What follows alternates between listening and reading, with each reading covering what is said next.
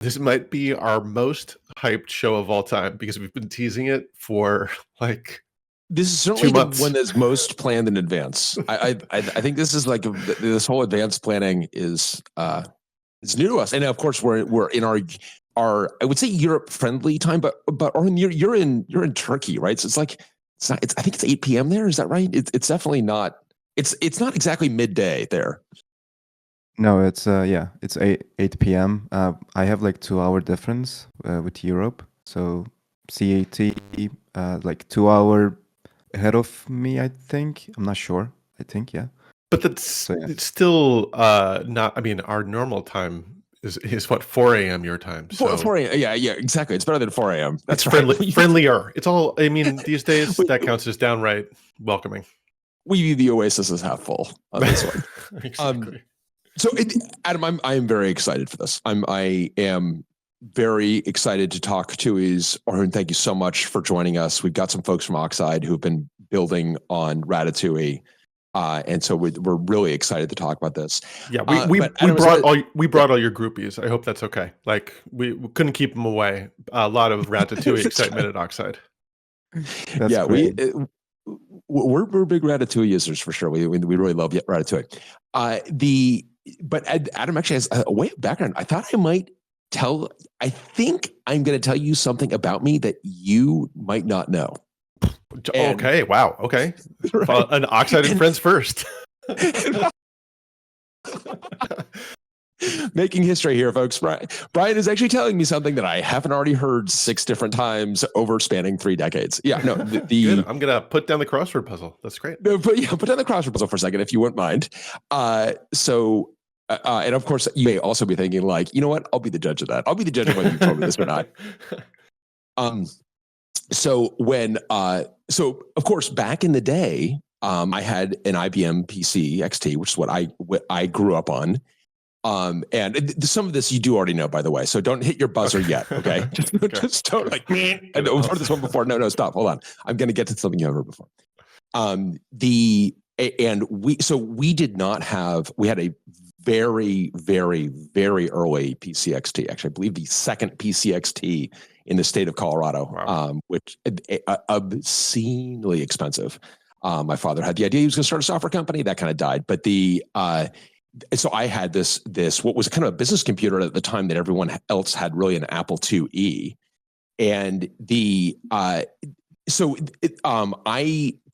what I wanted to do, which is kind of what every kid wants to do, is I wanted to play games on this thing, right? And there was a graphics card, but I only had a monochrome monitor. I had an AMDEC Amber monochrome monitor, nice. Which is like, just as an aside, have I talked about my AMDEC before with you? No. Oh man, that thing is like that. That is my rosebud, man. That thing, I had that thing all the way through college, and it was left in a garage in Providence, and it's not good. Like if I did that monitor dirty, and and that Amber is like got such a kind of an emotional resonance with me because I spent so much time. I had like the WordPerfect screen was burned in on that monitor.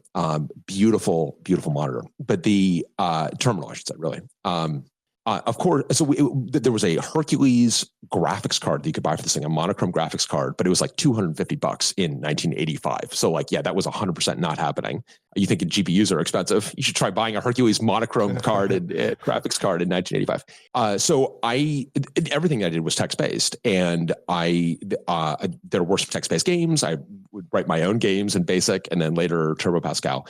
But then this is the bit so I wanted to have I was writing batch files, DOS batch files, nice. And I wanted to have a way of having a user pick from a menu. God only knows why I wanted to do this. Like I wasn't making software for anybody else. I don't know. This is just like the things nerdy kids do in their bedroom, I guess.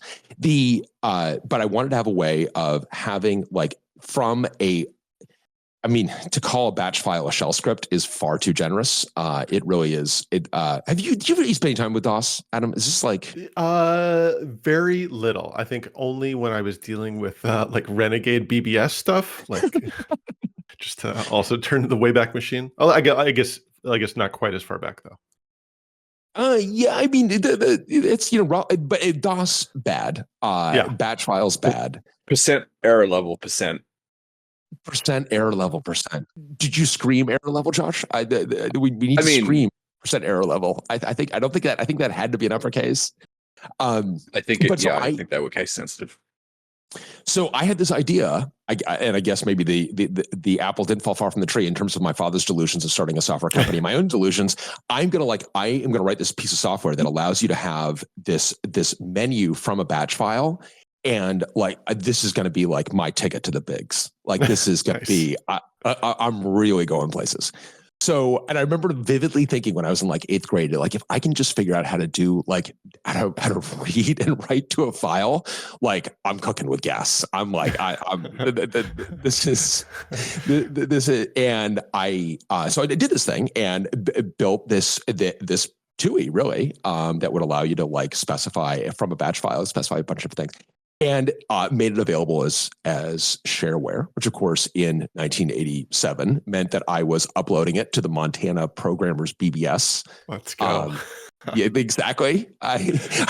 This is where, Orhun, you may be like, where am I right now? Am I like, what happened? I feel I am down at the home. Give me 5 downloads for an upload, you'd say. I enjoyed this a lot, to be honest.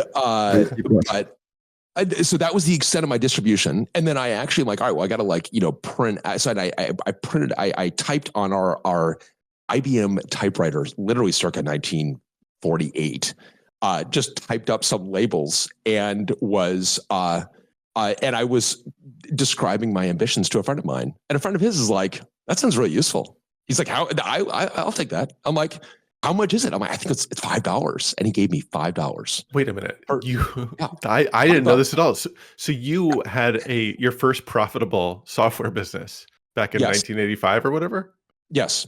1987, whatever. 1980, 87, 88, something like that. Peter Rubenstein, God bless you wherever you are, for your charity. Oh, clearly money meant nothing to you because you gave me $5. An early angel investor. Early angel or super angel, actually. Well, and so Adam, you may wonder, well, this is suspiciously the same dollar figure, but it is actually the same dollar figure. I know what you're thinking of, something you've heard many times, which is namely when I also part of the headwaters of Food for Money Friday wasn't just Robert, but was me drinking a cup of vinegar on a dare for $5 at Scout Camp, circa 1985, maybe 2 years earlier. So I think I would like to say that that $5, I was cleaning it up a bit. I was actually, I earned that $5. Awesome. And did vomit. The person who paid me said it was the best, I think that's the best $5 I'll ever spend in my life. I would like to believe that they still believe that because I gave them much entertainment for that $5. Peter Rubenstein's $5, much more like a traditional angel investment. That one, I don't know that he ever, that was the only one I actually, so that was it. It all kind of begins for me with a TUI. And that would be almost $15 in today's money, right? That would be $15 exactly. But of course, $15, then you got to correct for the fact that I have no job and no way of earning money other than doing food related stunts. So you got to adjust for that, and it's kind of it's more like $1,000. You could be like, wow, I can buy 2 Whoppers with this. But so then we, and I'm not sure, you had the glory of being on the Mac pretty early, right? So you That's right. My first computer was a Mac in 1986. Yeah, wow. I mean, did you have the G.I. Joe aircraft carrier too? Are you one of those kids? Stop. You careful what you say. I was not. I know those kids, and I was not one of those kids. No, I was. Listen, that was what I said was rude and insensitive, and I didn't actually mean that. I know based on your ability to socialize with other people that you were not, in fact, one of the aircraft carrier. Now you're going to ask me if I was homeschooled, and forgive. That's right. With forgiveness to all the homeschoolers who are listening. But go play with your aircraft carrier. You want to do it anyway, or invite us over so you can beat us at the video game that you've got. These guys are all the same. But so, okay, and I think that was an era where the graphical user interface is the step forward. Yeah. And everything is going to move to graphical user interfaces. But then there's this kind of command line I would say, I don't know if backlash is the right word, but then the kind of the Unix versus Windows dichotomy that typifies kind of the late 90s is really a kind of a GUI versus a CLI kind of debate at some level. And we had a colleague who was describing, because this is where like IT organizations would be very divided based on Unix versus Windows. Mm-hmm. And you remember Jared always saying like, look, these guys, they just need the clicky. You got to give them clicky. And so there was this, but it was kind of unfortunate that, and Orhun, sorry to give you kind of like the background from 1992 over here, but it was a bit unfortunate that there was this kind of divide that if you wanted to have a graphical user interface, it was on Windows or X Windows, and X Windows X is, it's tough, right? It's tough to make a really good, clean X app. You definitely can, and we did, but it was like it's not easy at all. Mm-hmm. You obviously did programming in X for sure. Yeah. Some. I mean, like in college, like the graphics courses and stuff. Yeah. And I have all the X manuals propping up monitors that I've left around. Yeah.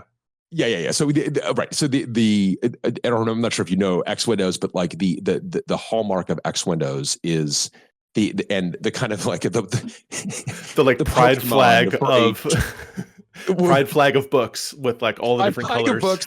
Also, I was going to go the Pokemon route, but I think you're also right. It's kind of like collect them all. You have this kind of like whatever it is, 12 books, 9 books that are the X Windows set, and you kind of need that up on your lap as you were doing the stuff because it was just it was not exactly clean.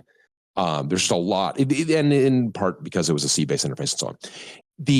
But okay, so that divide kind of continues, and then Adam is just kind of thinking about like our own journey with respect to user interfaces. Now, fast forward to 2006, and it's like, man, we want to there are things you want to be able to do graphically. That you like. How do we? But we're on the server side, and this is like the rise of Ajax, right? And being able to build like real web apps. And then, you and I went and did a really sophisticated user interface using the web at a pretty early time in hindsight. Yeah.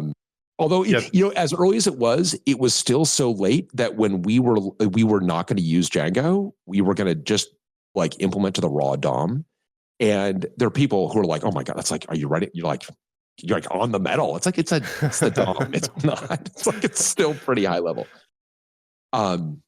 It is notable that the state of the art, as you might recall, the competitor who we were looking at, it looked like command line tools wrapped in pre-tags. So I do feel like there is sort of a circular notion to this, and as we'll get to later on. Yeah, for sure we'll get to. Yeah, absolutely. I think there's a circular notion to it. And I'm like, I was trying to think like, when did I first start seeing, because we definitely had to have some TUI programs. I don't know when the term TUI started to arise. I don't think I heard it until the last decade for sure. I don't think I heard it before that, but maybe it's always been around. Well, do you remember we used to call our thing? I almost hesitate to say it, a buoy. I feel like I think you were the only people that ever used that. That acronym. Josh has been patiently waiting for years. It's like, I will stage the next time these guys say buoy, I'm staging an intervention. I'm jumping on it. It was such an awful term. I could never get behind it. But it was for a brief moment in sort of the late aughts or whatever. It was the term of art. It was awful, and I'm so glad it's fallen out of the lexicon. I think Mike invented that one. I don't think so. No. That was really people. Yeah, that was a thing. Oh, that was a thing. Okay. Yeah. Well, and then we did have some things that had to be text based. There are something, and using curses or end curses, right? Which is terrible. Although actually, and end curses is also kind of I know over the course of this podcast, we're really just going through our collective resentment that we've accumulated over our lives. The Battletress knockoff. Do you know this? Oh, a Netris. And do you know what Netris is? So for the context. For a lot of context. I would just say Battletress, the Tetris inspired, a game that you made that was okay. So are you saying that this is like Sam Altman complaining that DeepSeek is like, hey, Battletress, you may want to sit down. You may want to like lose some of the indignation about being knocked off, pal. It's like we patented Triss. It's like, did you though? I think there's maybe even a movie about it. I don't know, but yeah, but Battletress was the game you made with some other folks, and it was your obsession in college. And then I would also note, after we finished, was it Solaris 10 or Solaris 9? After we finished Solaris 10, it ground the productivity. Solaris 9. Nope. It was definitely not after we finished Solaris 10. It was after we finished Solaris 9. That's right. ZFS hung in the balance. ZFS. No, this is literally like you can go through because there were two things that Battletress almost capsized.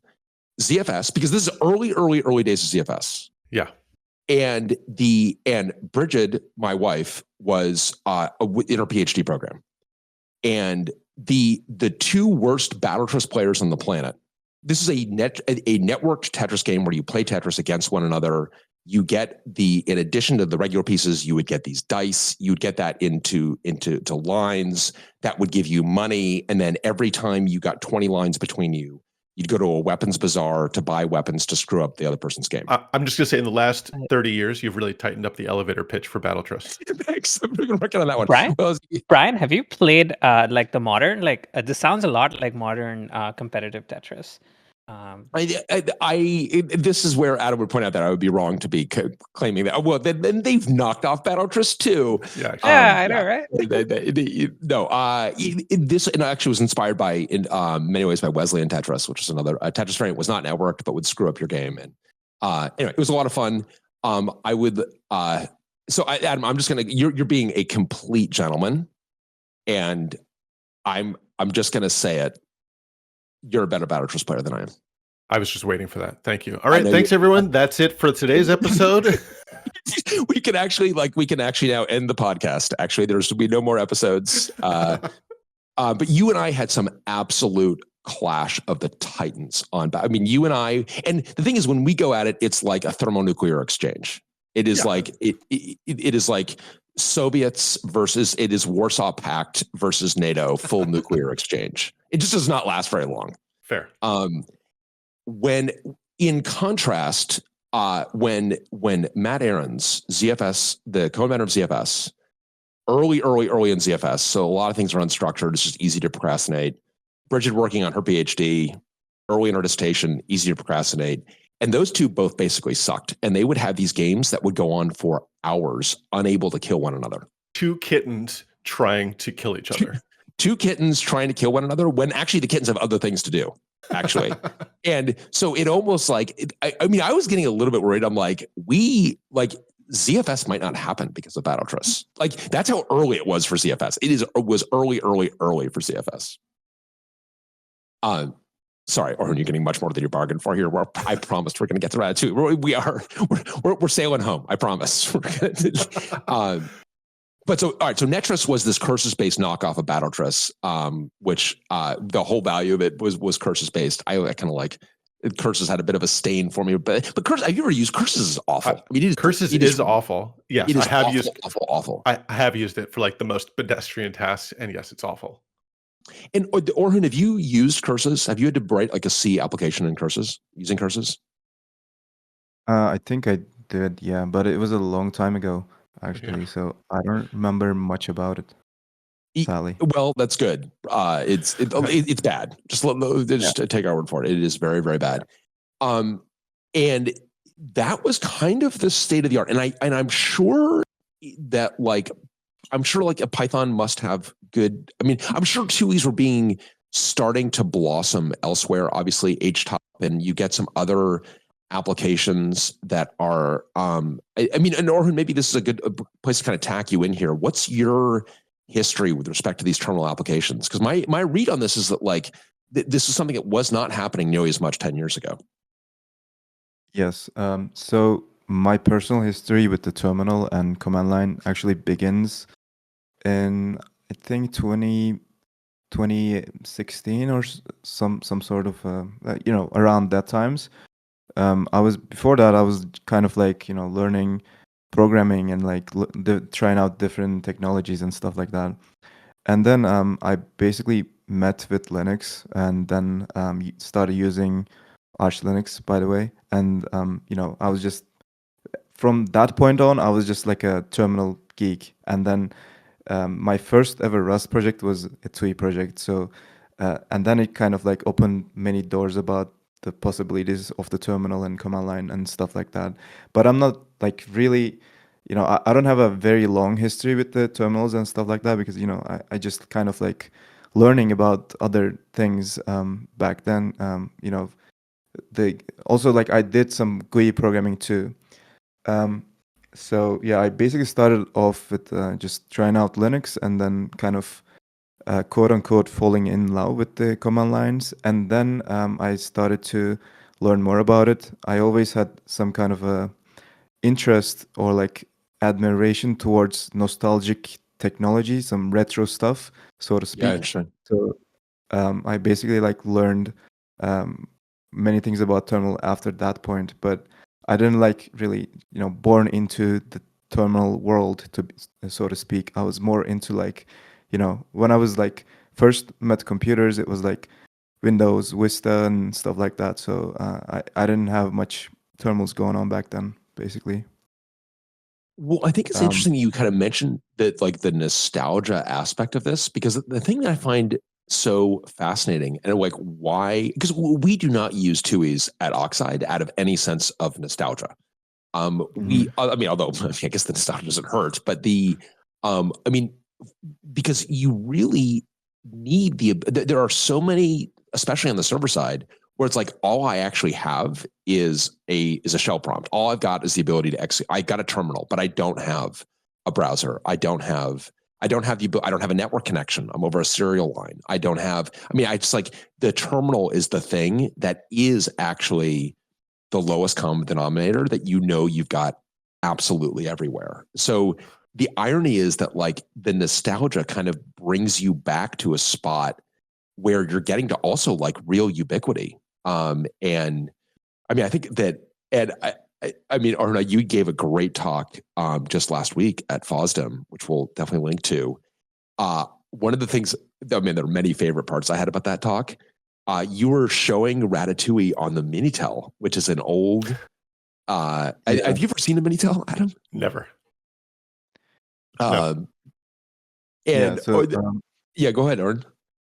So somebody in our community, they had this very old terminal hardware. I think it's like for telecommunication or some sorts.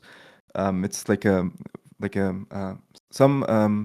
has some special protocol that it uses and some kind of like special things going on with it.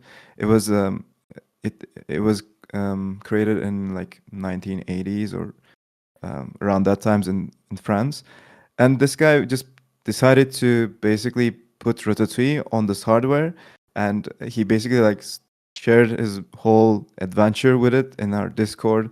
He was like, "Okay, guys, I have this hardware. I want to I have this old terminal, to be specific, and I want to like run Ratatouille on this." And he shared some videos like rendering certain widgets and so on. And at some point it was like rendering fine, but like it was just buffering a little bit, and then we kind of tried to figure out why and so on. And basically he just made it at the end. He created a Rust library out of that, which enables you to render tweet things on Minitel.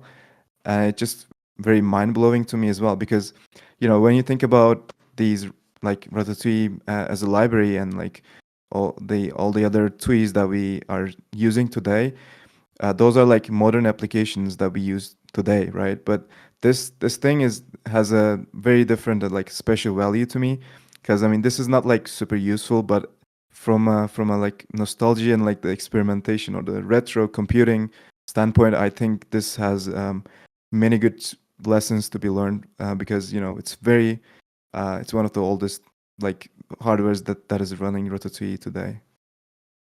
Well, absolutely. So a couple of things, and I if you are if you are French and of a certain age, if we've got anyone who's a Gen Xer and who is French, I mean, the Minitel was extraordinary. And you've never seen one of these things or used it? No. So I had a homestay in France in 1991, and the family I stayed with, like many French families, had a Minitel terminal, and it was insane because it was basically like it was an internet. It was a proto internet, and you could do all sorts of things on this thing. You could. It was like, wow, this is what would happen if like BBSs took over the world. I mean, it was like you could book train tickets on it. It was just amazing, and it was. So I mean, it was like you're tacking into some super deep roots there. And then, but I also love the fact, and Orhun, to your point about like the going back and operating on these very resource constrained machines has a lot to teach us. You know, when we had Ron Minnick on the Metal way back in the day, Adam, he was talking about how much creativity comes from constrained resources. Mm-hmm. And we certainly see that with Hubris running on microcontrollers, right? I mean, Hubris runs the smallest system that Hubris runs on, an M0 Plus, has 64K of ROM, 8K of SRAM. And this is where Cliff is like, yeah, it should run in 32K. But like, I've never run on a system that's that small in my life. I mean, my first computer had 256K of RAM. So, and it does require you to get really creative. Or just to your point of like, you have to like now, it must have been really fun to kind of dive into that problem of like, okay, how do we make this thing run well on this terminal from the 80s? This terminal that is like, from a Moore's Law perspective, I mean, probably running at, do you know what the clock rate was on that terminal? I mean, it is probably on the order of like a single digit megahertz.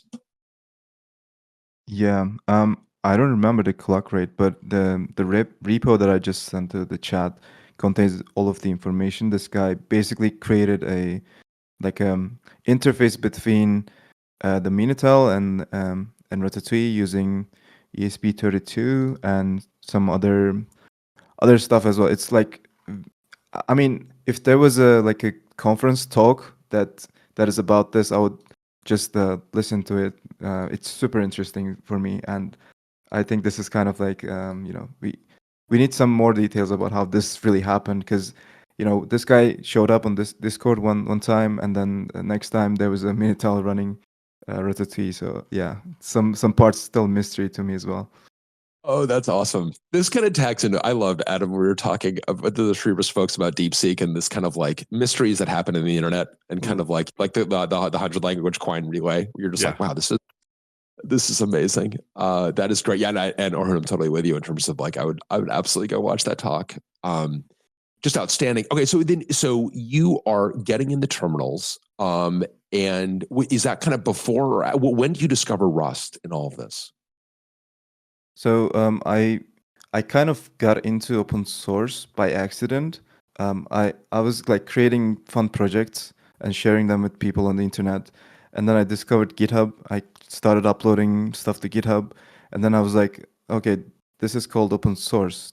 Then I just want to keep doing this, right? And my mindset was, each time I create a new project, I wanted to try something new. So I learned about, for example, the Go programming language and created some CLI tool. I learned about Python, Java, and so on. So I was kind of like experimenting with different languages and different tech stacks, just to like build cool stuff, not to that's great. Yeah. And at some point, I had one friend. He said, you should learn Rust. Rust is pretty good, and it was around 2018. I was going to ask. Yeah. That's interesting. Because I do think 2018 is that's when I learned Rust as well, and I really think that's a major inflection point for, I think, kind of Adam, in your, when's your blog entry? 2015. When is your blog entry? That just seems exceedingly painful. And by 2018, Rust is there are a lot. I just think it's much more approachable in 2018. Yeah. And this friend of mine, he was already like creating small Rust tools and so on, and he was quite hyped about it, like everybody else. So I was like, okay, let me just give it a try. And I had one project idea which I had in the back of my head for some time. I wanted to basically monitor the Linux kernel because I was like running multiple commands to check what's going on in the kernel, dmask and like other stuff, and just wanted to like visualize the kernel modules as a list and then see the details of that module, what it does, and so on, and like monitor the activities. So I discovered discovered a similar app, not very similar, but like a dashboard app. It was Spotify TUI, and this was written in Rust using the TUI library, TUIs. So I was like, okay, I want to learn Rust and I want to build this thing. I already have some project as a reference, so maybe I can just like read the code a little bit and then try to like follow the documentation on the side, and maybe I can just make this thing happen. And that's basically my first entry to Rust. I created this project, this TUI project. This was my first Rust project. It was quite difficult actually because I was very overwhelmed by all the compilers errors and all the new concepts and stuff. But at the end, I basically created this project and I shared it with people, and I really like enjoyed the feedback and the ecosystem of Rust, because for once I felt like I was engineering something, if that makes sense. Because for the other languages, I was like, okay, there's this thing, I want to do this thing. Okay, I gotta use this library, and like very straightforward. But for Rust, it was like more like kind of painful in a good way. So it was a good experience, learning experience as well. And after that point, I kind of like got stuck with it, and yeah, I cannot really move away from it. It's a good thing. Don't get me wrong, but I'm basically, that's my entry to Rust and TUIs. That's amazing. I was going to say like, oh my God, Spotify TUI, where have you been my entire life? I've never heard of Spotify TUI. It looks great.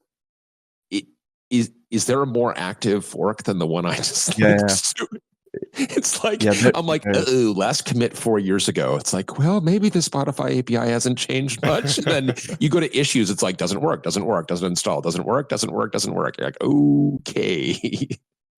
Yeah, there's this more active one, Spotify Player.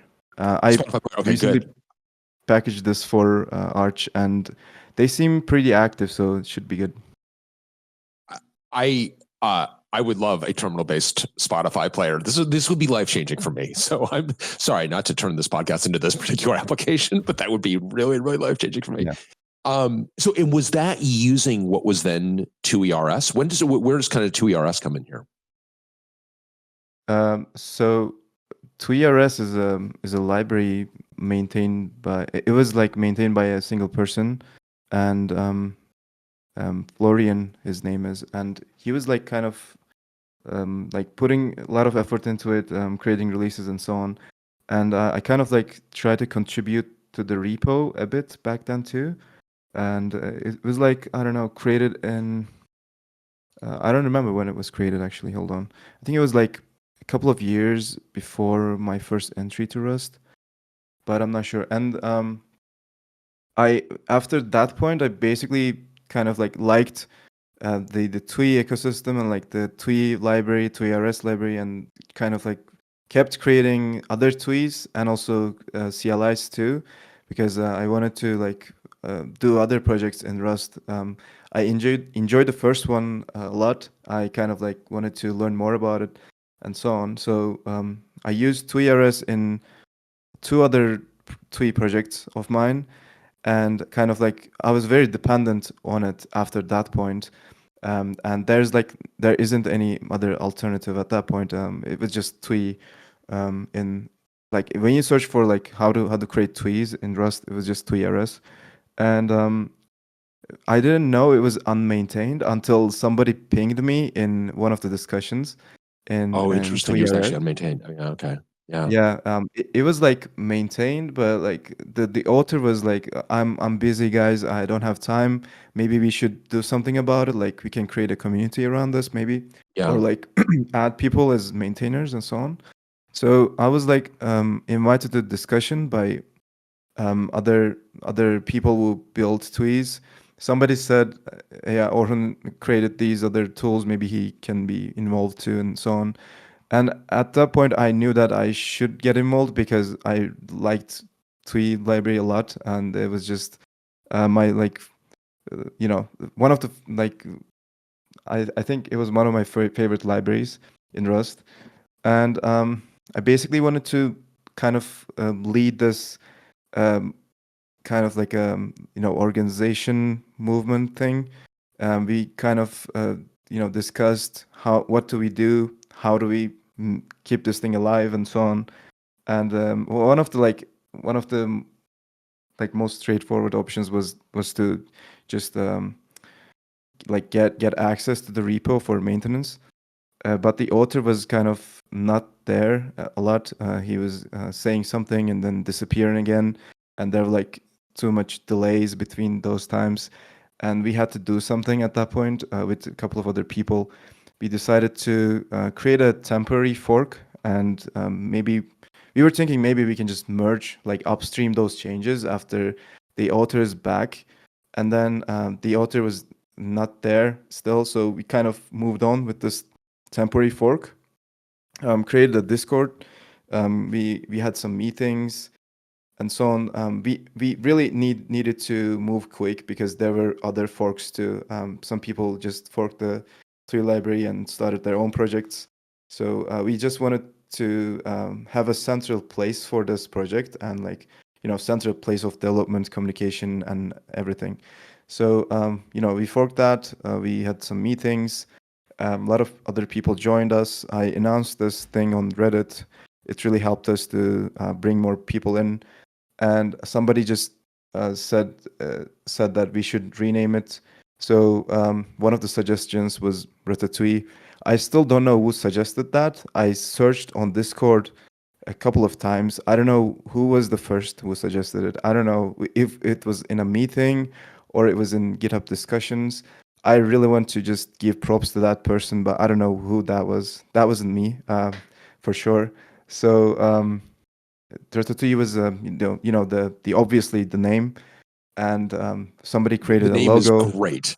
I agree with you about the props. The name. So when was this? Was this when was this? Because I started using it when it was I was TUIs when I started using it. And I think Andrew and Rain would. Well, I guess Andrew, you would be the one to correct me. I think Humility Dashboard was our first use of TUIs. I don't know if that maybe not. Yeah, yes. The dashboard was definitely before Wicket. So Orhun, I was using TUIs as part of Humility is our debugger for Hubris, and Hubris being an operating system, not merely. By the way, if you want to name an operating system you want to be searchable on Hacker News, definitely don't name it Hubris because Hubris is used Hubris is used a lot on Hacker News in its actual. Just call it Dunning-Kruger OS. That'll be easier. Call it Dunning-Kruger OS, exactly. Call it Flagged OS. Absolutely. So the Humility is our debugger for that, and we. After we had done bring up of our initial Gimlet board, it was like, boy, we really want to be able to kind of visualize all of these sensors in the system. And it was work that I did kind of over the holidays at the end of 2021 into early 2022 based on TUIs. Loved it. I'm like, this is really, really great. And then I don't know. The renaming must have happened. I think either 2022, maybe even 2023. But with I loved. I'm like the only thing I actually like the name. Like these guys need a better name. But you never want to make that complaint. You know, Adam. Like you don't want to be like the name sucks. Just like it's right. Your kid's gorgeous, but oof, tough name. But tough name, Adolf. Really. I mean, you just don't want to make that complaint and. So Orhun, I thought it was great. Obviously, I was not the only one that felt that way. And I think Ratatouille is such a good name. Orhun, I really appreciate the description, like this, like understanding this, because the way we stumbled onto this was like updating a dependency.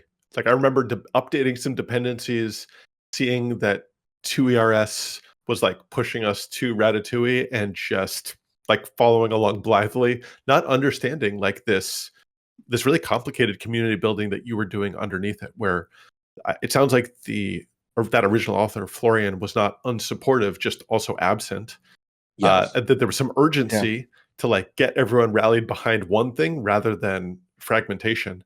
But I would say that mission accomplished in terms of our experience, just being like going to update a dependency and moving right along. Yeah.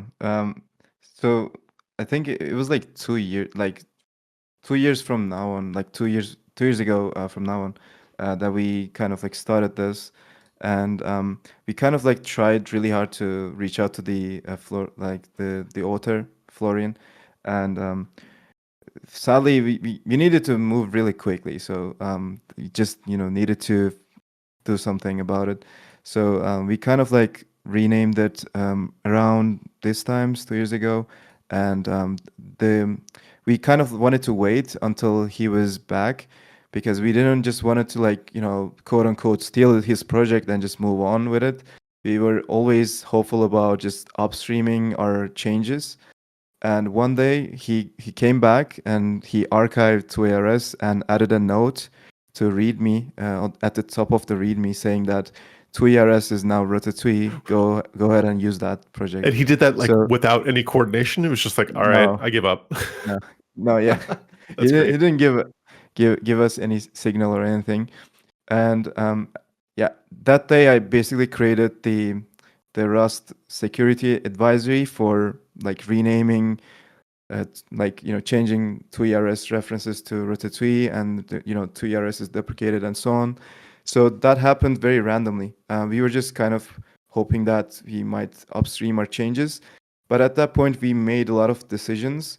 For example, we decided to like continue with the same versioning scheme, and like I don't know, we kind of decided many things. Like we didn't want to use unsafe, for example, like every like little detail we just discussed it on our meetings and also GitHub discussions. And all our like decisions are just community decisions. At that point we were having polls for the name, which was not really which didn't really make sense, because Ratatouille is obviously picked by everyone, but for the logo, we had some kind of a like a poll for it. Everyone just designed a logo, and the current logo was designed by someone in the community, and there were actually great submissions to that. I also tried one which wasn't picked. I'm happy about that because the current logo is really great. And yeah, so we kind of like building this community on the side, and kind of like moving towards as a new project basically. But all are like everything really depends on TUIs. And the funny thing is, after some point we enabled GitHub sponsors, and we were just basically accepting like donations and so on. And there is one company would really just donated some money to us, and we were like, okay, what do we do with this money? We still don't know what to do with this money, so we decided to maybe like give it back to the original author, support him a bit. So I sent him an email saying that we just wanted to like support him a little bit because he created TUIs. Let's see if he's responsive to this one. I need to know who to make the checkout to.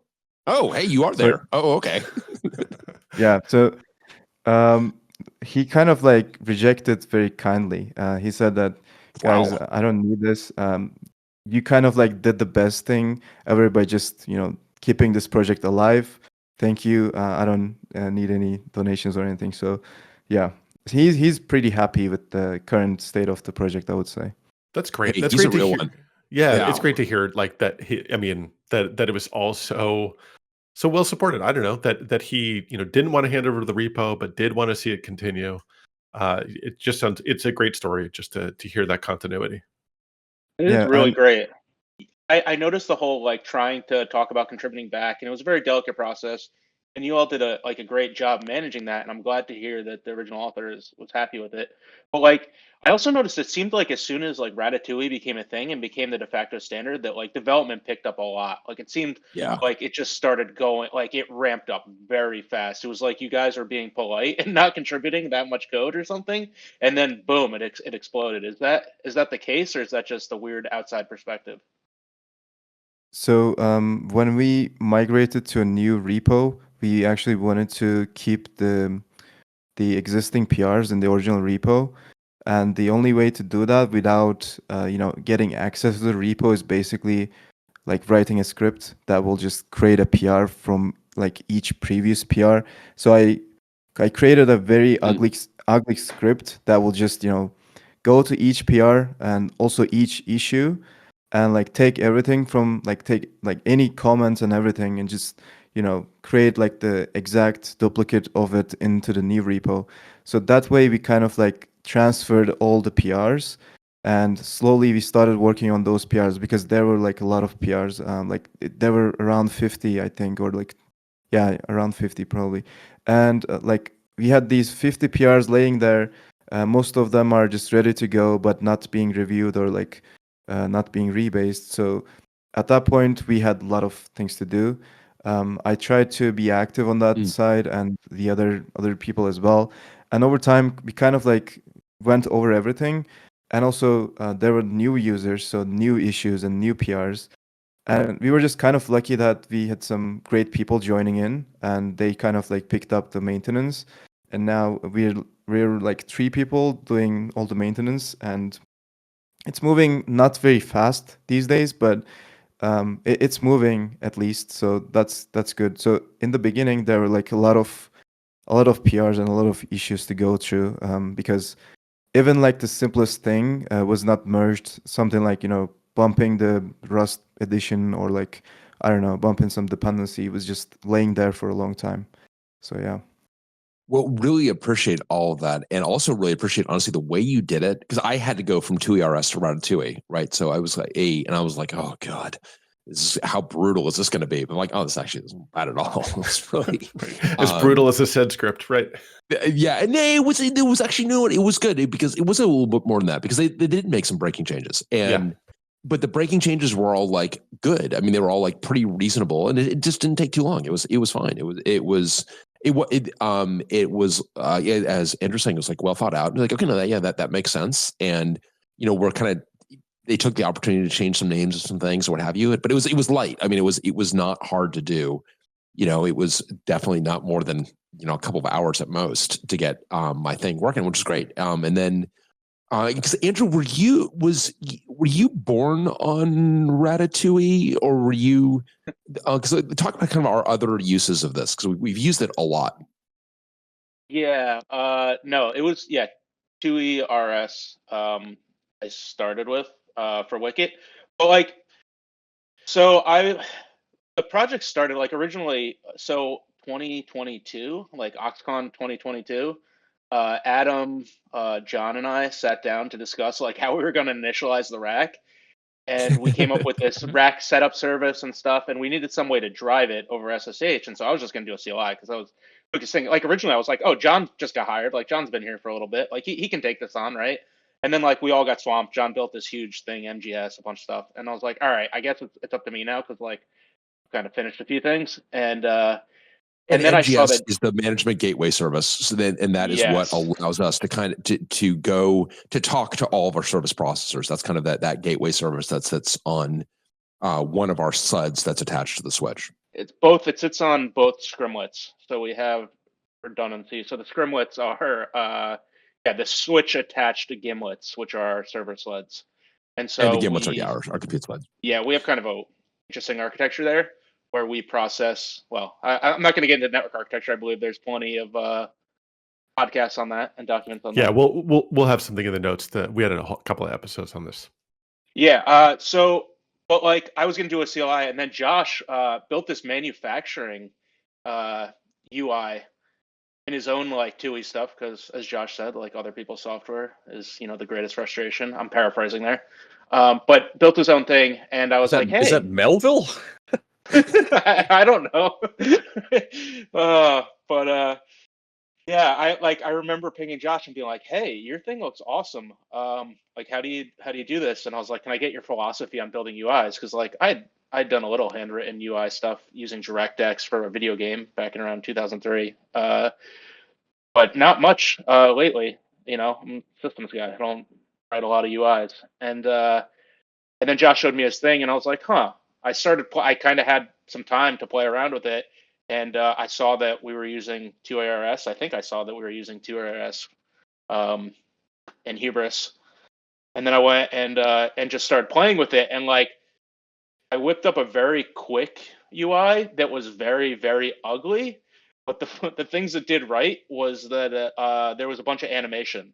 So I remember giving a demo, and like there was a help menu that just like animated out from the side, and it was hideous, but it was cool, and it was a starting point. And so then we were able to get Benji, our designer, and just be like, hey, like you should structure things like this, and he gave me some kind of wireframes, and then yeah, I was off to the races. But yeah, it was all two ARS in the beginning. Every time Wicket comes up, but we got to get like a ASCII movie out there of the rack setup process, because it is gorgeous. It is so. Yeah. So there was also one Friday where I think my wife went to sleep and I stayed up late rendering the rack. So there is a full like screen rack rendering of the rack using ANSI characters, and it's so. I mean, I don't want to give it away too much, Andrew, but was that sleepless night when I guess your wife went to bed early? Is that when you made the like rack defender game Easter egg that's also built into it? No. So that was on the way to OxCon 2023 or 24. That was on the plane. I wrote that on the plane. And it has, interestingly enough, it does have like the racks falling from the sky do accelerate with gravity. So I tried to, make that somewhat realistic. It makes for kind of weird gameplay. And as I believe you mentioned on another podcast, I am terrible at it. So I really need to merge that in. You are terrible at it. I mean, I mean, like, look, I'm only the second best Battletrist player, but I really expect. Well, you even go and you drop them. I mean, it is great. You drop the racks onto a truck, and I think, are you driving the truck? Is that the? No. So the trucks, random trucks, just go across the bottom of the screen, and you have to drop the racks on, and you get a certain other number of racks, and they have to land on the truck, and then. If they make it to their destination, you get reimbursed a new rack. Like you've sold a rack now, right? You didn't destroy it in manufacturing, and so right. So now you get a new rack to sell, and it just goes on forever. Yeah, but like the like racks speed up, the trucks speed up. There's varying things, but like they always kind of maintain their distance. They don't crash into each other. But yeah, it was just kind of, I was like, how can I build a simple game that makes sense for Oxide?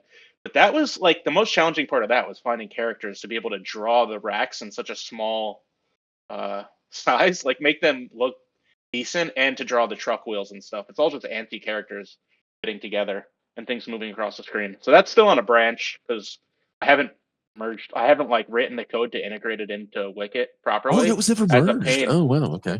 Yeah. So like this is why like it's been complained. I think Laura brought it up the other day. Like wasn't that demoed like 2 years ago? Yes, it was. So maybe I should do that some weekend. Maybe I'll. I mean, frankly, like we got lots of people that have bought racks so they can play the game while they're installing it. And like, what do I even buy this thing for? Like, this thing is this is the boat anchor. If I can't actually play this game well, it's installing it. Yeah, the install. I mean, I built it because I think the installs took longer a while back. Now they go pretty quickly. They take like, I don't know, 15 to 20 minutes to like go through the whole process. But that's still 15, 20 minutes. You could be playing a video game. So. You could be playing a video game. Absolutely. Yeah. But so this is happening over SSH, importantly. Like, this is why, why we need, I mean, any user interface is going to have to be a TUI that is at this, because we don't have the rack. The rack is not configured. The rack doesn't speak. It's got no networking connection other than this connection coming out the front on the tech port. Correct. Yeah, that's why it was going to be a CLI, right? Until I got inspired. But it is pretty cool to be able to just do this over this SSH connection. And SSH provides us other capabilities too. Like Rain is here, and Rain hooked in mechanisms to SSH to allow us to either open the UI or to like upload a tough repo, which is how we manage our software updates over that SSH connection. So it's pretty handy. Like, we have multiple ways to kind of interact with it. So you don't have to do everything through the text UI. I think it was Rain also who wrote you kind of have to click on, we did this on purpose, but you have to update all the machines individually by all the sleds in the rack by clicking on them and like hitting install, and they all show up like your UIs. You can view their current status through like a pop-up as you scroll through the sleds in the rack display or in another pane we have. And so Rain wrote like a whole update thing for that. And it's pretty cool. And John has worked on this significantly as well. But like having it available over SSH allows us to kind of step back and say, okay, like we can do all this in the TUI, but like maybe when we're doing development, we want to drive it through some automated system. And so you can go to like kind of a text view where it's almost like a CLI, and it's just outputting all the steps and run it. You can kick off the updates for every sled all at once.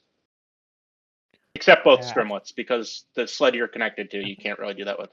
Go ahead, Rain. Explain that better than I just did. No. I think that was great. I think one of the things is interesting where there is a spectrum of like how like high fidelity it is, and versus like how like in what places you can use it. So for example, a TUI is like. TUI is amazing for interactive views, right? But maybe for CI, it's a little bit more of a challenge to actually render that in the logs and so on. So one of the cool things that we were able to build as a team was the ability to have multiple views, where there is the TUI view for interactive views, and there's also like a CLI log-based view for either batch use or for use in CI. And so the way it's architected, like you can start the process with one and then see the progress with the other. So it's it's all kind of nicely architected in that way. Yeah, that is awesome. And the other thing, Rain, that I also love, and Orhun, this kind of gets to one of the principles that you outlined for yourself. You in your FOSDEM talk, you mentioned that Rust is write once, run everywhere. And the only Windows software I've ever developed in my life is software in Rust. So when I develop like the humility dashboard, for example, people were just the double E's have got to use Windows for a lot of the software they need is only on Windows. So they've been able to use the dashboard on Windows, and everything just works. It really is. It really does run everywhere. Do you want to speak to a little bit of that in terms of because you're able to do all this stuff that Rain is talking about, where you can have these kind of multiple views? I mean, Rain, we don't have to worry about it not working on Windows or some other terminal. It just works. Yep. So the backends. Let me just start off with the backends of Ratatui, because that's where it gets really powerful. So we currently support like three backends, and two of them is Linux and macOS native, and one of them is actually cross-platform, and it's called a Cross-Term. It's another project. It's a quite good project, actually, like well maintained and so on, and it gives you like a lot of abilities to control the terminal in a cross-platform manner. So when we use Cross-Term with Ratatui, this TUI that you have built will just run on any terminal on like cross-platform, Windows, Linux, macOS, whatever.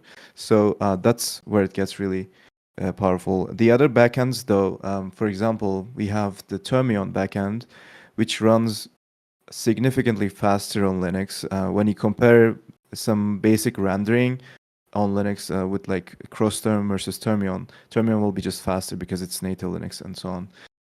So yeah, we basically want to like give you these options, but this doesn't mean that you are just limited to those options. This Minital thing that we have talked about, it probably and most likely implements a custom backend that enables you to render on this old terminal, and this applies to other projects as well. So in theory, if you implement this backend trait on something, on some screen, some canvas, display, whatever you have, and at that point you should be able to render something on that platform.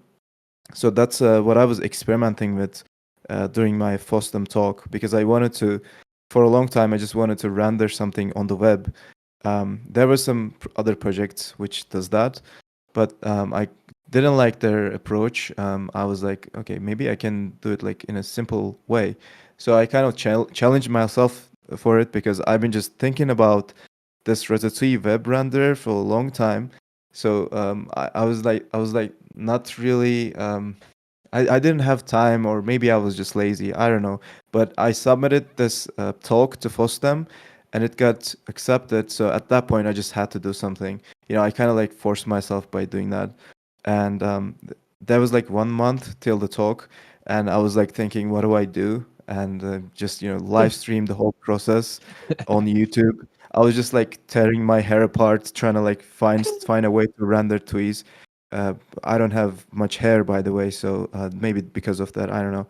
And like trying to like find something and just forcing myself to build it. And luckily, I just found this is accepted talk-driven development. This is the yeah, absolutely, yeah. Sometimes you just gotta push yourself a bit. So that's what I did. It was quite stressful, but I at the end I had something to present, and it works quite well. And sometimes people ask me, what do I use for example, my own website, which is going to be in the chat in a second. People think that I'm like like using some kind of terminal building terminal like website building thing, but no, it was just HTML in this case. And I just want to say that I used Rust and I used Ratatouille for a website. So I have some ideas to build websites using Ratatouille at this point. So yeah, I built this new library called Ratzilla, and I just very quickly hacked this together, and I basically used the Ratatouille backend to render on HTML using DOM elements or like a canvas, and it's working quite well at the end of the day. There is a website built with it right now. It's still not like super well in terms of responsiveness and like maybe the text and so on, but it works, and now you can build these type of websites. I have some other ideas. I want to maybe build a blog using this library, or maybe I don't know. I'll see about it. I have an idea which is rvtweet.rs. I just want to build that using this library. So yeah. Okay, so can I ask like just a naive question? So when you're using the web as a backend, where is the actual code running? Is that running as WASM? You've compiled it to WASM and then it's running. It's all self-contained in the browser. Yep. So I'm using trunk trunkrs.dev, I think, and it's like bundling your Rust code and your files, basically like the index HTML and other JavaScript files, into one WebAssembly file, and then it just runs. It's very simple actually. I was kind of amazed by it when I first learned about this trunk tool, because I never like done WebAssembly development before, and it's like very straightforward and works quite well. You don't even like do any annotations or like any special imports. There isn't such thing as like Tokyo main or something like that. You just use your fn main and just call trunk build, and gives you that WebAssembly content, which you can just statically host it. I'm using GitHub Actions to build those websites. I basically call trunk build and just put everything on GitHub Actions like statically. So yeah, it's quite straightforward. Yeah, that is wild. That's really interesting. And then if your website though, is your website built with Ratzilla then? Orhun? No, not yet. Not yet. Okay, got it. It's the terminalcollective.org is the Ratzilla thing. Yeah, exactly. Yeah, so, that is really cool. There you go, build Ratzilla. That's very cool. Yeah. The live streams were quite fun actually, because for like I don't know, 2 hours you just watch me suffer, and at the end of the day I just build something looking like that, and it's quite pleasing. But I mean, sadly, first 2 hours is just pain because of the rendering stuff, and I actually kind of like render some very cool looking animations accidentally during those live streams. I was like rendering something wrong, or just one cell is just not like correctly positioned, so everything just shifts, and then you got like a, I don't know, some kind of like a floating animation or something like that. Yeah, it was quite fun to watch, and quite fun to just work on. I'll try to find one of those animations now to send it to chat. That's really cool. And it's, could you describe a little bit in terms of like when you, because there are some other things that did some things that were kind of approximating to this, but you're like, this is not the way I want to go do it. Could you describe the philosophy that you have in terms of like the way programs should be able to interact with these backends? Because I think it's kind of revealing in terms of the philosophy in Ratatouille. So, what do you mean by interacting with the backend? Well, it's just like, I mean, you've got a real emphasis on keeping it simple for the programmer. Mm-hmm. Yeah. I mean, I don't want to put words in your mouth, but that's what it felt like from watching that. It's just like you want programmers to not have to know a lot about the innards of these backends. You want to be able to have a clean boundary. Is that a in fair particular? I mean, you showed an example in that FOSDEM talk, Orhun, where you were saying like, okay, here's Ratatouille. Now remember this, everyone, and then like 20 minutes later, showing effectively the same code or very similar code for Radzilla, and that was very impressive. Like, it's very cool seeing, as Bryan is alluding to, like, you know, abstracting away a lot of the details here and letting people just like do what they intend. Yeah. Yeah. Okay. Got the question now. So as someone who comes from a backend and systems development background, I don't want people to learn about like front end stuff, and I don't want people to learn about most of the stuff they don't need to learn. You know, you just want to build a website, right? So you shouldn't be able to. You should not learn about like, if you don't want to learn about like reactive states and like, you know, like React.js and like other web concepts. So I basically wanted to keep all the logic and all the complex parts in the backend, and just expose an API which is as close to as the original Ratatouille API. So that was my goal. If you check out the other projects which are doing something similar with WebAssembly, they're exposing this API, but like it's not remotely close to the Ratatouille's minimal workflow. So I just wanted to like keep everything inside the backend, like all the stuff there, and I just want people to build what they want, and that way I think it's more straightforward. And one of the things that I did, which is kind of debatable, is that I exposed Ratatouille crate from Ratzilla, so you don't have to add Ratatouille to your project. So you can just use Ratzilla 2:: Ratatouille, which is maybe not super like intuitive for a beginner, because what is Ratatouille and why there is this thing. But like, I don't know, I just wanted a single dependency that will handle everything, and I just like that more, to be honest. And that's what we're doing with Ratatouille these days as well. Before, if you wanted to create a terminal, you needed to add cross term as well, or like your backend of choice, and you gotta enable alternate mode. You gotta switch to alternate mode and enable the row mode. Alternate screen and row mode. Sorry, and then you gotta like create your terminal, like construct it, and then you can create a render loop and so on. But these days we just, you know, put everything into a single call called Ratatouille init that will just do all of these things for you, and you can just move on with your UI logic and application logic and so on. And it was kind of like there was a lot of discussions about this as well, because we don't want to hide these things, because those are like useful as well. If you want to like enable mouse capture, you need to know about this cross-term backend functions and what cross-term is. But I mean, at the same time, there should be a balance to it. So you want to just build something simple, there should be a simple API, and that's our approach to this problem these days. That's really great. Part of these, I also love. I mean, you've just built a lot of things with Ratatouille, and it feels like you're still doing that, which I think is. I mean, that to me gives you great empathy for those building with Ratatouille because you're building with Ratatouille yourself. And in terms of like hitting these, as you say, it's a balance. Like, how much do you want to make it easy for people to build new apps, but you want to also allow people to get into that back end where they need to for things like mouse capture. And I think it's allowing you to hit that balance. How do you make sure, I mean, how do you test this thing?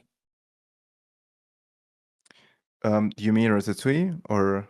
I mean, just kind of in general. I mean, it just feels that like it feels like there's some testing challenges with this. I mean, you've got so many, and maybe this is where you're able to lean on things like cross term. But because what you got is remarkably robust. What have you done from a testing perspective?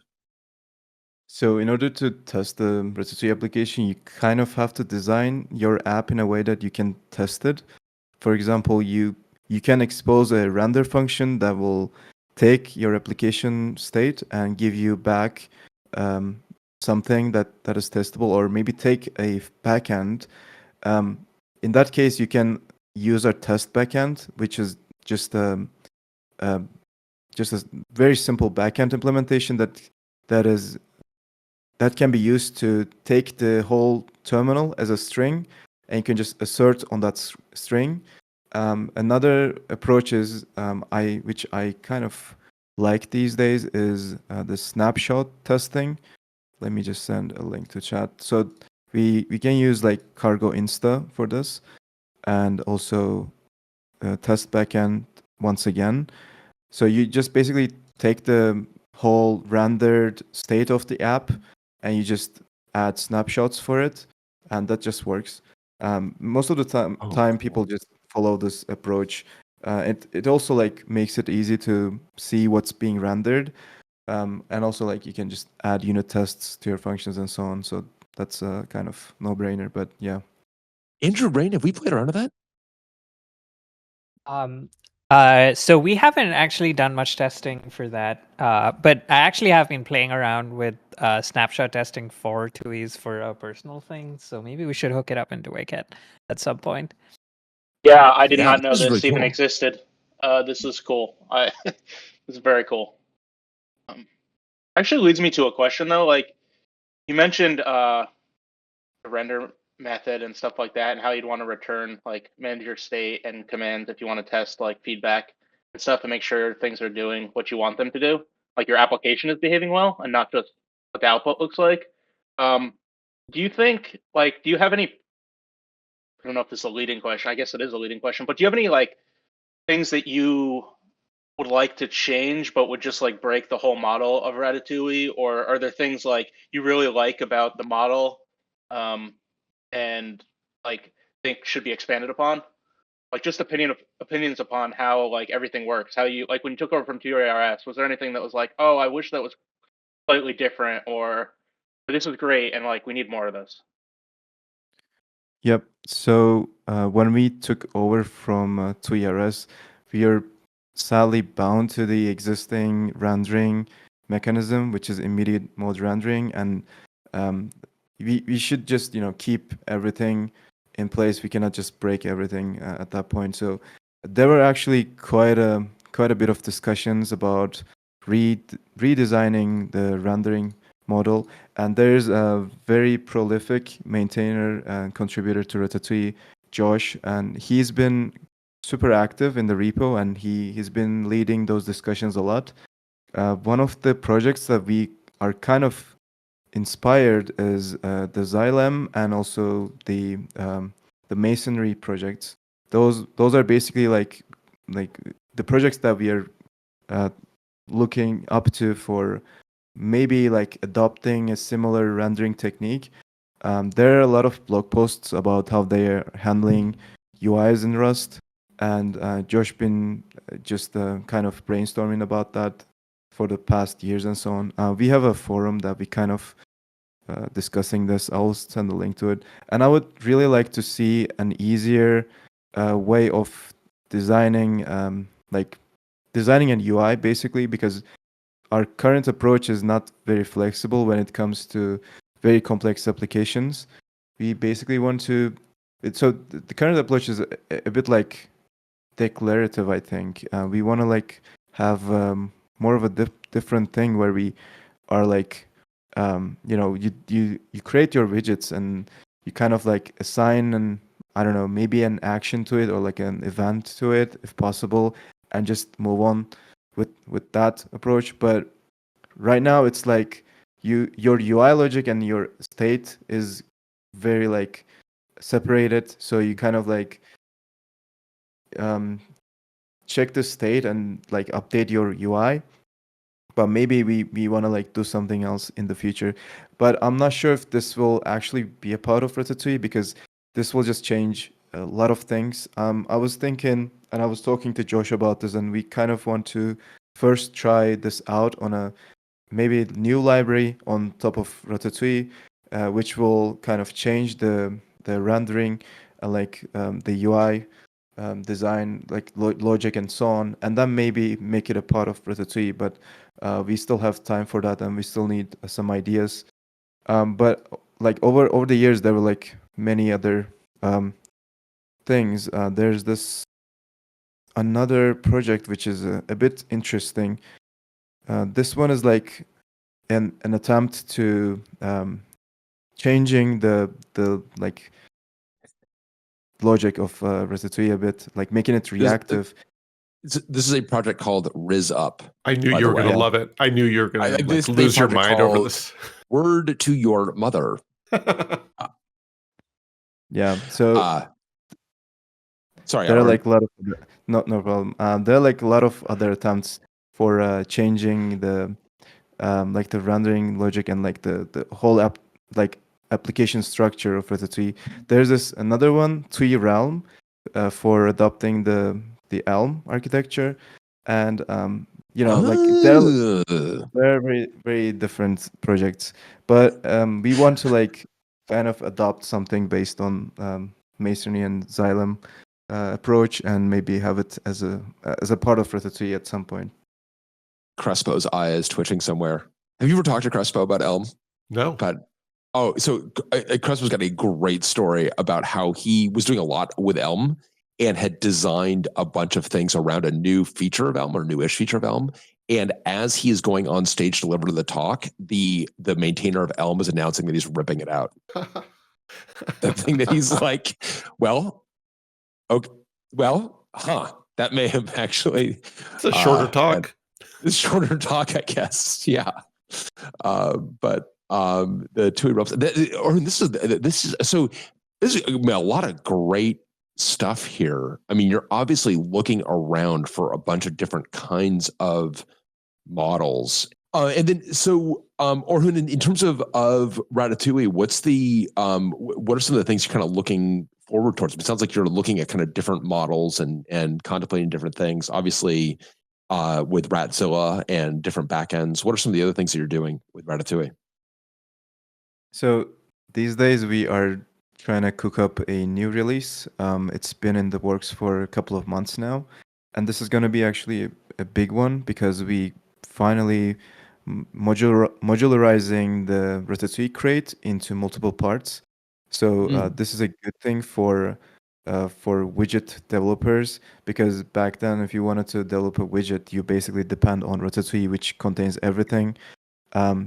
This time, when we push this release, you will only depend on probably just Ratatouille core, and all the widgets will be in Ratatouille widgets. The backends will be split into their own crates, such as Ratatouille Crossterm, Ratatouille Termion, and so on.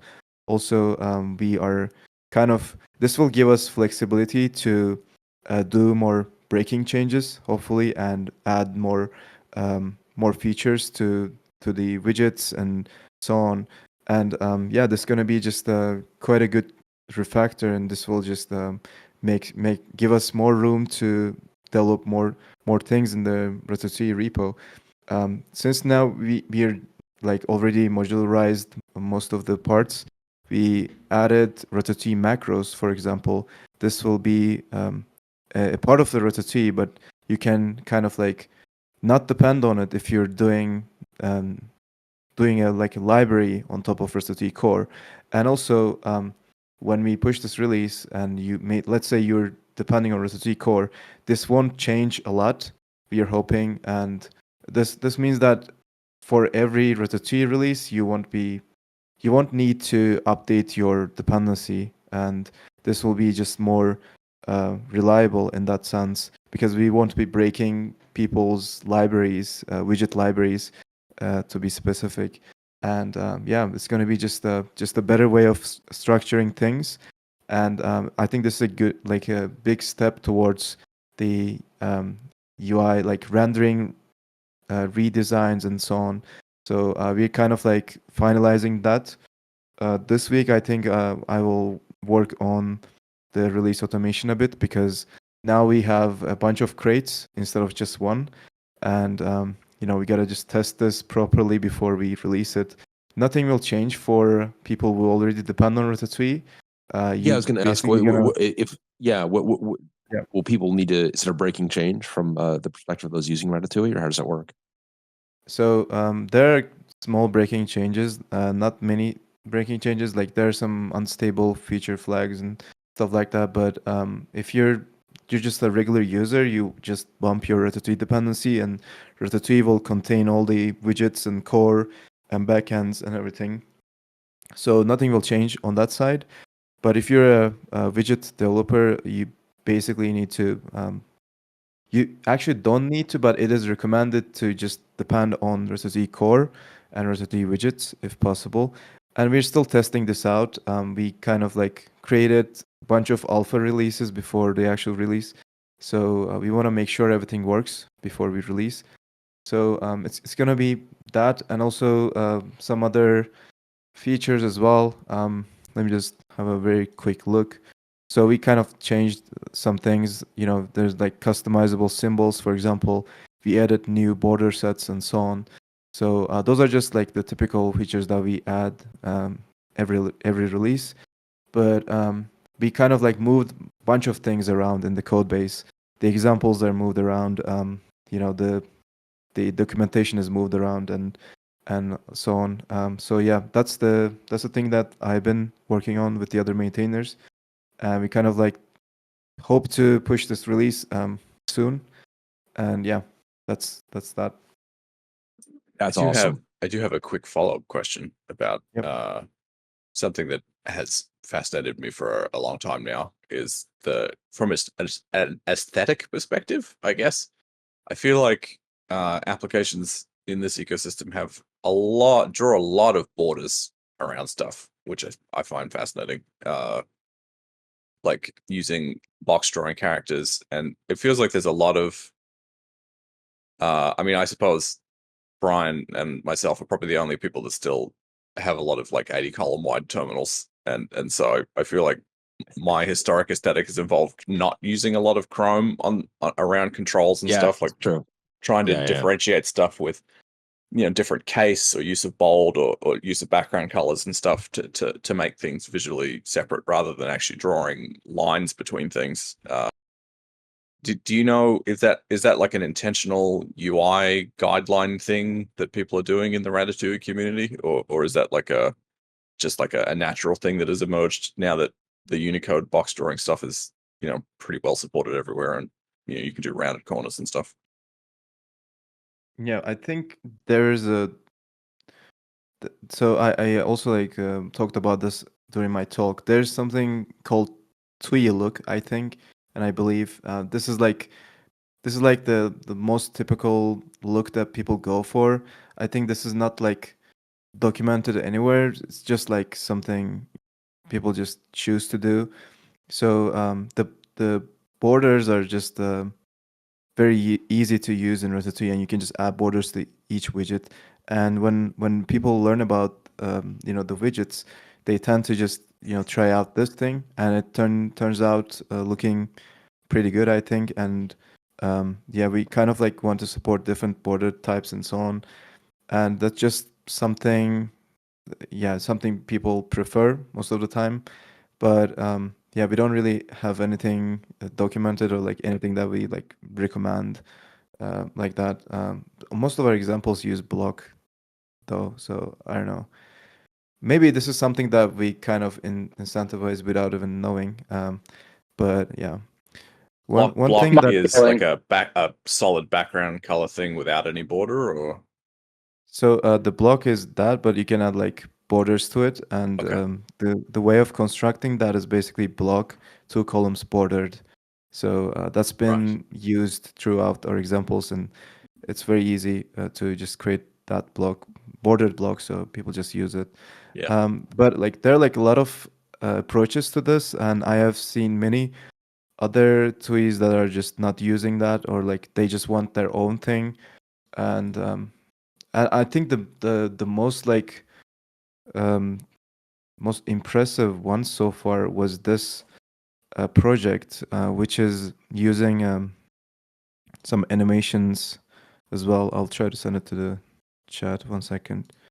So this Exabind, it's using the blocks, like the typical blocks, but it's actually configuring them to look like they are just sharper and so on.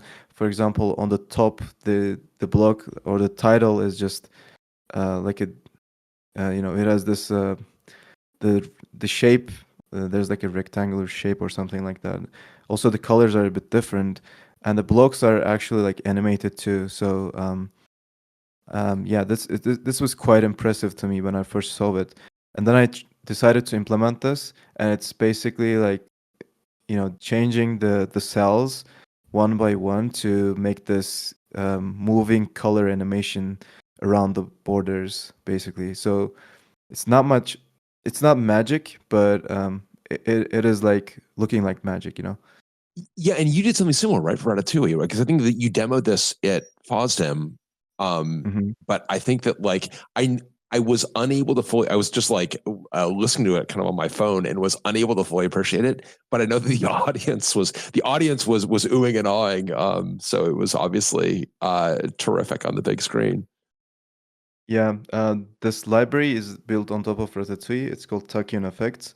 And now the author of this library is actually working on a script-like initialization for the animations. So you will basically write little scripts for creating animations to your widgets and so on. It will be quite easy at that point.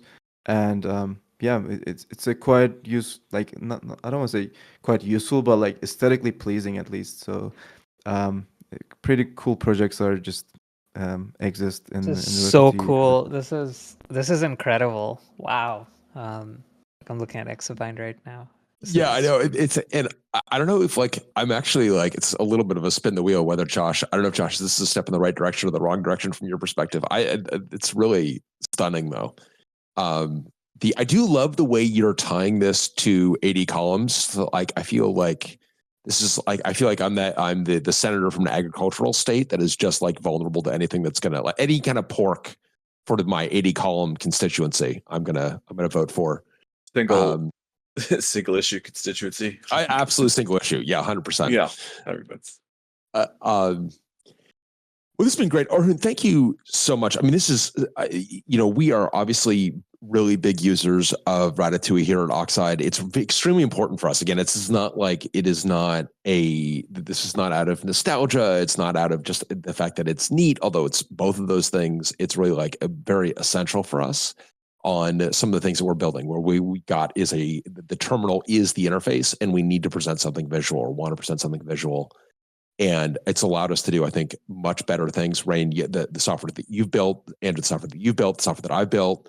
And Josh, obviously, you use the terminal a lot in terms of facade and manufacturing. So this is all really important to us, and it's really great to have you here and kind of get the full story. It was terrific. Thank you very much, and thank you for all your hard work on Ratatouille. It's really, really appreciated. Yeah, thank you a lot for the invite. It's been a pleasure. And yeah, I'm just actually one of the people who work on these thermal projects. So I just want to like thank everybody who maintains it Ratatouille based tool or TUI tool or Rust library for Ratatouille and so on. So I'm not luckily not alone in this. I just want to like take a brief moment to thank the other people as well, the maintainers, the people who built stuff with Ratatouille. They're just amazing. And I've been just very lucky to be in this position. I've been kind of like leading this project, and I've been just kind of doing a lot of things about it. But without all those other people, it was not really possible. So I just want to say thank you to them, and thank you for your invite again. Maybe before we wrap this up, I want to share something that I found recently. It's a very fun project. If you guys have more time, so there's this SSH game which was built with Ratatouille, and this is like something that I discovered, or somebody shared this on Discord a couple of days ago. You can just play it right now as well. Just run this command. It will run a TUI in your terminal, and the game is basically you have an endless maze and like infinite maze, and there are some other players as well, and you're trying to like find your way through this maze, and there's some minotaurs, these creatures in this maze, and it's quite fun. I've been trying out for the past couple of days, and sometimes like doing I don't know, just I'm bored. I just want to play this thing. The thing is, it works quite well because it's very minimalistic game, and also like multiplayer due to SSH, and kind of very aesthetically pleasing too. So yeah, this is amazing. This is incredible. We're gonna go find Adam. Can I go whack Adam in this thing? I think I see you. Yeah, this could be in the show notes. This is incredible, and this is like we started. I think I mentioned Renegade and BBSs. Like this is really giving me BBS vibes. It definitely is. I also feel like, Adam, this is going to give you something to do when I'm telling a story for the 8th time. Oh, there you go. Okay, this is like even more helpful. Exactly. This is awesome, and a great note, Orhun, to end on. Thank you so much for dropping that in. I would love to say that I'm going to a meeting, but I'm really just going to go play this for a while. So, and just like that, we missed the quarter. Exactly. It wouldn't be the first time, but thank you very much again, Orhun. Really appreciate it, and thank you everyone for thank you for Rain, Andrew, and Josh for joining us as well, and thanks for joining us in our Europe friendly time. And we'll do a couple more of these through the year. I think I enjoy mixing up a bit. So yeah, good stuff. And getting back on brand, we've got absolutely no plans for next week. So we'll be we spin the wheel. No idea what's going to happen. So stay tuned. Right. We'll see. Stay tuned. Exactly. All right. Thanks, everyone. See you next time.